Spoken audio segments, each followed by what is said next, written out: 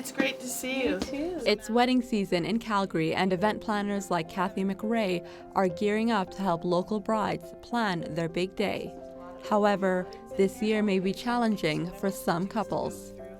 I think a lot of the vendors have been really concerned, and I think it just general with couples as well, because of everything around the economic downturn and how that's impacting couples. We definitely, I think, are seeing some couples come in and looking at making, I'm going to say, smarter decisions about the number of guests they might have at their wedding. But what I'm finding actually more is that a lot of our couples that would be working with, talking to us as planners, they're saying, you know what we want, but maybe we're going to take longer to pay. So when I was at Wedding Fair, where I'd still often hear a lot of 2016 at that point in January, and we still heard a number of that, but I was almost surprised by how many couples were coming in and talking about 2017 and even 2018. We have brides and grooms requesting those dates now.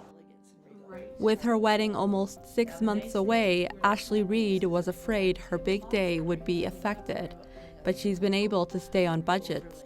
I am a dance teacher, so I teach dance in the evenings, and I am about to marry my very best friend on August 13th, 2016.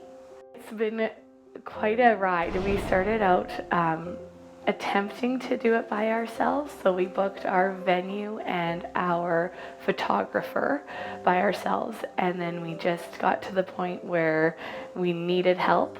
And I had worked with Kathy before.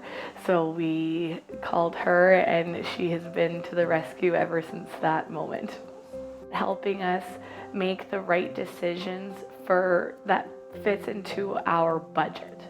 So if we have an idea that's too extravagant, she'll still give us all of the quotes for it, and then we can kind of down the road decide what's really important and what's not.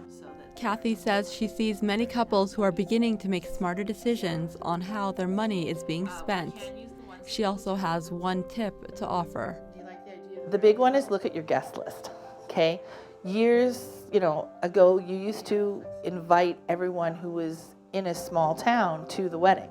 But that was also when everybody belonged to the same church, and the church ladies would make the reception dinner and such like that. So you need to be realistic and think, a lot of people think, well, I just have to pay for the cost of their dinner. Well, it's not that. It's also looking at the amount of beverage consumption. If you think of all the other costs that go into the wedding, from the photography, DJ, band, musicians, everything else that's there, if you take that and divide that by the number of guests.